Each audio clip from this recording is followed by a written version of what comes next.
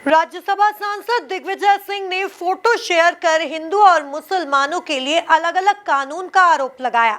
वहीं अब दिग्विजय सिंह के ट्वीट पर सियासत रफ्तार पकड़ रही है।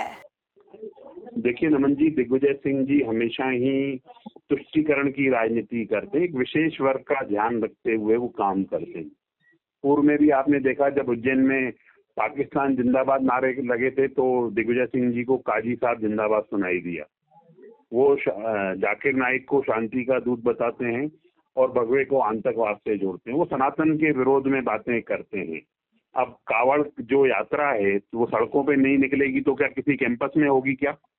इतना तो उनको समझना चाहिए। वो पूर्व मुख्यमंत्री हैं और वरिष्ठ नेता हैं कांग्रेस के। उनको इस चीज को समझना चाहिए कि कावड़ एक यात्रा है जो सांस्कृतिक सभ्यता को लेकर अनेक जो महत्व हैं उसको लेकर वो यात्रा निकाली जाती है और नमाज एक प्रांगण में पढ़ी जाती है, सड़कों पर नहीं पढ़ी जाती है। दिग्विजय सिंह जी पर तुष्टीकरण की राजनीति करते हैं। वो मस्जिद पर भगवा ध्वज दिखाने से बाज नहीं आते हैं। भोपाल के ब्रिज को जगह रावलपिंडी का ब्रिज लगाकर अपनी राजनीतिक बातें करना चाहते हैं। वो इसी तरह की बातें कर मीडिया में अपना स्थान खोजते रहते हैं। मुझे लगता है कि सनातन का विरोध करते करते कांग्रेस इतनी आगे निकल गई है। अब वो सिर्फ उस वर्ग के लिए ही सोचती है और वर्ग के लिए ही काम करती है। दिग्विजय सिंह जी सनातन को न तो आपकी कांग्रेस न आपके सहयोगी दल खत्म कर पाए हैं और न इन सब चीजों को कोई खत्म कर पाएगा।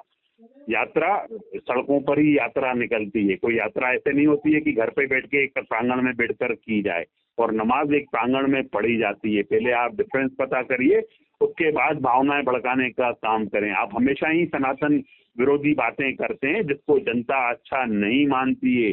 आज यही कारण है कि कांग्रेस की जो स्थिति हुई है उसके आप जिम्मेदार हैं दिग्विजय सिंह जी।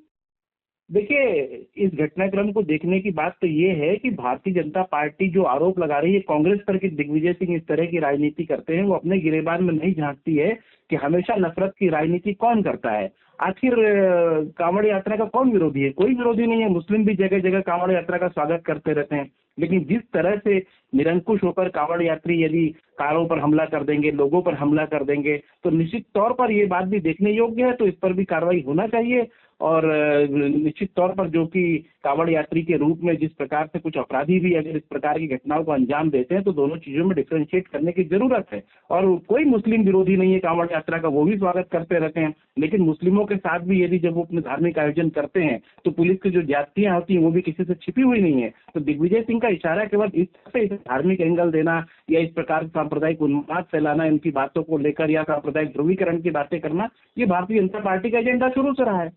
देखिए, कांग्रेस पार्टी तो हमेशा से भारतीय जनता पार्टी और आरएसएस की विचारधारा की विरोधी रही है और यही तो वो विचारधारा है ना जिसने महात्मा गांधी की हत्या की, जिसने आजादी के आंदोलन में भाग नहीं लिया, उसके बाद लगातार दंगे फैलाने में इस विचारधारा का नाम आता रहा, तमाम चीजों में इसका नाम आता रहा। संविधान की प्रतियां भी तो इसी विचारधारा ने जलाई थी, अम्बेडकर के पुतले भी तो इसी विचारधारा ने जलाए थे। तो इस विचारधारा के बारे में हमें कुछ कहना नहीं और न इनसे हमें देशभक्ति, राष्ट्रभक्ति या सनातन धर्म की सीख लेने की आवश्यकता है।